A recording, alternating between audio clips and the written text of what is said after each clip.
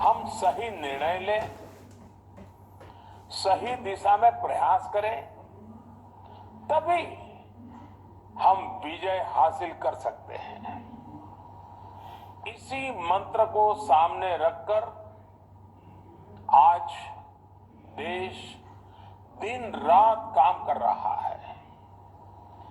बीते कुछ दिनों में जो फैसले लिए गए हैं, जो कदम उठाए गए हैं, वो स्थिति को तेजी से सुधारेंगे।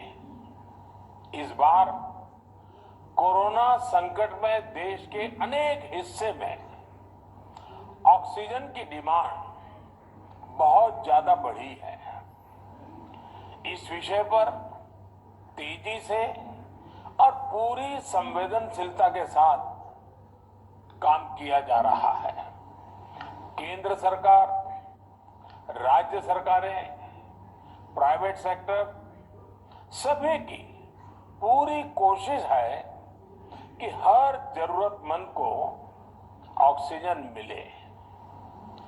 ऑक्सीजन प्रोडक्शन और सप्लाई को बढ़ाने के लिए भी कई स्तरों पर उपाय किए जा रहे हैं।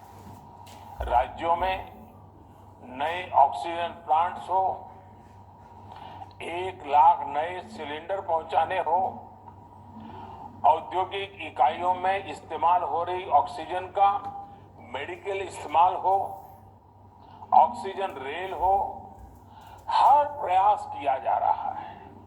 साथियों, इस बार जैसे ही कोरोना के केस बढ़े, देश के फार्मा सेक्टर ने दवाइयों का उत्पादन और बढ़ा दिया है। आज जनवरी फरवरी की तुलना में देश में कई गुना ज्यादा दवाइयों का प्रोडक्शन हो रहा है। इसे अभी और तेज किया जा रहा है। कल भी मेरे देश की फार्मा इंडस्ट्री के बड़े जो प्रमुख लोग हैं, उसके जो एक्सपर्ट लोग हैं, उनसे बहुत लंबी चर्चा हुई है। प्रोडक्शन बढ़ाने के लिए हर तरीके से दवाई कंपनियां की मदद ली जा रही है। हम सौभाग्यशाली हैं कि हमारे देश के पास इतना बड़ा मजबूत फार्मा सेक्टर है जो बहुत अच्छी और तेजी से दवाइयां बनाता है। इसके साथ ही अस्पतालों में बेड की संख्या को बढ़ाने का भी काम तेजी से चल रहा है। कुछ शहरों में ज्यादा डिमांड को देखते हुए विशेष और विशाल कोविड हॉस्पिटल बनाए जा रहे हैं। साथियों, पिछले वर्ष जब देश ने कोरोना के कुछ ही मरीज सामने आए थे, उसी समय भारत में कोरोना वायरस के खिलाफ प्रभावी वैक्सीन के लिए काम शुरू कर दिया था। हमारे वैज्ञानिकों ने दिन रात एक करके बहुत कम समय में देशवासियों के लिए वैक्सीन विकसित की है। आज दुनिया की सबसे सस्ती वैक्सीन भारत में है। भारत की कोल्ड चेन व्यवस्था के अनुकूल वैक्सीन हमारे पास है। इस प्रयास में हमारे प्राइवेट सेक्टर ने इनोवेशन और एंटरप्राइज की भावना का बेहतरीन प्रदर्शन किया है। वैक्सीन की अप्रूवल्स और रेगुलेटरी प्रोसेसेस को फास्ट ट्रैक पर रखने के साथ ही सभी साइंटिफिक और रेगुलेटरी मदद को बढ़ाया गया है। यह एक टीम एफर्ट है जिसके कारण हमारा Bharat 2 made in India vaccine के साथ दुनिया का सबसे बड़ा टीकाकरण अभियान शुरू कर पाया। टीकाकरण के पहले चरण से ही गति के साथ ही इस बात पर जोर दिया गया कि ज्यादा से ज्यादा क्षेत्रों तक जरूरतमंद लोगों तक वैक्सीन पहुंचे। दुनिया में सबसे तेजी से भारत में पहले 10 करोड़, फिर 11 करोड़ और अब 12 करोड़ वैक्सीन डोज दिए गए हैं। आज कोरोना से इस लड़ाई में हमें हौसला मिलता है कि हमारे health care workers, frontline corona warriors और सीनियर सिटीजन्स के एक बड़े हिस्से को वैक्सीन का लाभ मिल चुका है। साथियों, कल ही वैक्सीन को लेकर हुए एक और अहम फैसला भी हमने किया है। 1 मई के बाद से 18 वर्ष के ऊपर के किसी भी व्यक्ति को वैक्सीनेट किया जा सकेगा। अब भारत में जो वैक्सीन बनेगी उसका आधा हिस्सा सीधे राज्यों और अस्पतालों को भी मिलेगा। इस बीच गरीबों, बुजुर्गों, निम्न मध्यम वर्ग के लोग 45 वर्ष की आयु के ऊपर के व्यक्तियों के लिए केंद्र सरकार का जो वैक्सीन कार्यक्रम चल रहा है वो भी उतनी ही तेजी से जारी रहेगा। पहले की तरह ही सरकारी अस्पतालों में मुफ्त वैक्सीन मिलती रहेगी, जिसका फायदा, जैसा मैंने कहा, हमारे गरीब परिवार हो, हमारे मध्यम वर्ग, निम्न वर्ग के परिवार हो, वो उनका लाभ उठा सकेंगे। साथियों, हम सभी का प्रयास जीवन बचाने के लिए है और जीवन बचाने के लिए तो है ही, प्रयास भी ये है कि आर्थिक गतिविधियां और आजीविका कम से कम प्रभावित हो। प्रयास का तरीका यही रखा जाए। वैक्सीनेशन को 18 वर्ष की आयु के ऊपर के लोगों के लिए ओपन करने से शहरों में जो हमारे वर्कफोर्स है उसे तेजी से वैक्सीन उपलब्ध होगी। राज्यों और केंद्र सरकार के प्रयासों से श्रमिकों को भी तेजी से वैक्सीन मिलने लगेगी। मेरा राज्य प्रशासन से आग्रह है कि वो श्रमिकों का भरोसा जगाए रखें। उनसे आग्रह करें कि वो जहां है वहीं रहे। राज्यों द्वारा दिया गया ये भरोसा उनकी बहुत मदद करेगा कि वो जिस शहर में है वहीं पर अगले कुछ दिनों में वैक्सीन भी लगेगी और उनका काम भी बंद नहीं होगा। साथियों, पिछली बार जो परिस्थितियां थी वो अभी से काफी भिन्न थी। तब हमारे पास इस वैश्विक महामारी से लड़ने के लिए कोरोना स्पेसिफिक मेडिकल इंफ्रास्ट्रक्चर नहीं था। आप याद करिए देश की क्या स्थिति थी।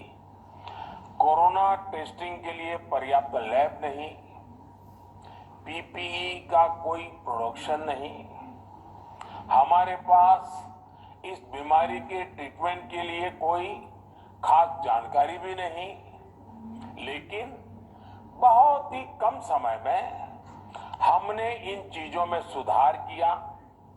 आज हमारे डॉक्टरों ने कोरोना के इलाज की बहुत ही अच्छी एक्सपर्टीज हासिल कर ली है। वो ज्यादा से ज्यादा जीवन बचा रहे हैं। आज हमारे पास बड़ी मात्रा में पीपीई किट्स हैं, लैब्स का बड़ा नेटवर्क है और हम लोग टेस्टिंग की सुविधा को निरंतर बढ़ा रहे हैं। साथियों, देश ने कोरोना के खिलाफ अब तक बहुत मजबूती से और बहुत धैर्य से लड़ाई लड़ी है। इसका श्रेय आप सभी को, सभी देशवासियों को ही जाता है। अनुशासन और धैर्य के साथ कोरोना से लड़ते हुए आप देश को यहां तक लाए हैं। मुझे विश्वास है जन भागीदारी की ताकत से हम कोरोना के इस तूफान को भी परास्त कर पाएंगे। आज हम अपने चारों ओर देख रहे हैं कि कैसे कई लोग, कई सामाजिक संस्थाएं जरूरतमंदों तक मदद पहुंचाने में दिन रात जुटे हैं। दवाई पहुंचाना हो, खाने या रहने की व्यवस्था करनी हो, लोग पूरे मनोयोग के साथ काम कर रहे हैं। मैं इन सभी के सेवा भाव को आदरपूर्वक नमन करता हूं और देशवासियों से अपील करता हूं कि अधिक से अधिक मात्रा में इस संकट की घड़ी में देशवासी आगे आए और जरूरतमंदों तक मदद पहुंचाएं। समाज के पुरुषार्थ और सेवा के संकल्प से ही हम ये लड़ाई जीत पाएंगे। मेरा युवा साथियों से अनुरोध है कि वो अपनी सोसाइटी में, मोहल्ले में, अपार्टमेंट्स में छोटी छोटी कमेटियां बनाकर कोविड अनुशासन पालन करवाने में मदद करें। हम ऐसा करेंगे तो सरकारों को न कभी कंटेनमेंट जोन लगाने की जरूरत पड़ेगी, न कर्फ्यू लगाने की जरूरत पड़ेगी और लॉकडाउन का तो सवाल ही नहीं उठता है, आवश्यकता ही नहीं पड़ेगी।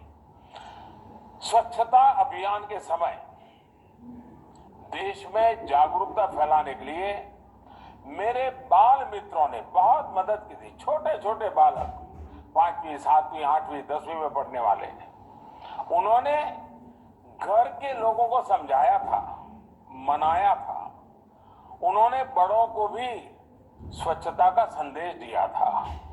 आज मैं फिर अपने बाल मित्रों से एक बात विशेष तौर पर कहना चाहता हूं। मेरे बाल मित्र, घर में ऐसा माहौल बनाइए कि बिना काम, बिना कारण घर के लोग घर से बाहर न निकले। आपकी जीत बहुत बड़ा परिणाम ला सकती है। प्रचार माध्यमों से भी मेरी प्रार्थना है कि ऐसे संकट की घड़ी में वो लोगों को सतर्क और जागरूक करने के लिए जो प्रयास कर रहे हैं उसे और बढ़ाएं। इसके साथ ही इसके लिए भी काम करें कि डर का माहौल कम हो सके, लोग अफवाह और भ्रम में न आए। साथियों, आज की स्थिति में हमें देश को लॉकडाउन से बचाना है। मैं राज्यों से भी अनुरोध करूंगा कि वो लॉकडाउन को अंतिम विकल्प के रूप में ही इस्तेमाल करें। लॉकडाउन से बचने की भरपूर कोशिश करनी है और माइक्रो कंटेनमेंट जोन पर ही ध्यान केंद्रित करना है। हम अपनी अर्थव्यवस्था की सेहत भी सुधारेंगे और देशवासियों की सेहत का भी ध्यान रखेंगे। साथियों, आज नवरात्रि का आखिरी दिन है। कल रामनवमी है और मर्यादा पुरुषोत्तम श्री राम का हम सभी को यही संदेश है कि हम मर्यादाओं का पालन करें। कोरोना के इस संकट काल में कोरोना के बचने के जो भी उपाय है, कृपया करके उनका पालन 100% करिए। दवाई भी, कड़ाई भी, इस मंत्र को कभी भी भूलना नहीं है। ये मंत्र जरूरी है, वैक्सीन के बाद भी जरूरी है। रमजान के पवित्र महीने का भी आज 7वां दिन है। रमजान हमें धैर्य, आत्मसंयम और अनुशासन की सीख देता है। कोरोना के खिलाफ जंग जीतने के लिए अनुशासन भी, उसकी भी उतनी ही जरूरत है। जब जरूरी हो तभी बाहर निकले, कोविड अनुशासन का पूरा पालन करें। मेरा आप सभी से यही आग्रह है। मैं आपको फिर ये भरोसा देता हूं, आपके साहस, धैर्य और अनुशासन के साथ जुड़कर आज जो परिस्थितियां हैं उन्हें बदलने में देश कोई कसर नहीं छोड़ेगा। आप सभी स्वस्थ रहें, आपका परिवार स्वस्थ रहे, इसी कामना के साथ मैं अपनी बात समाप्त करता हूं। आपका बहुत बहुत धन्यवाद।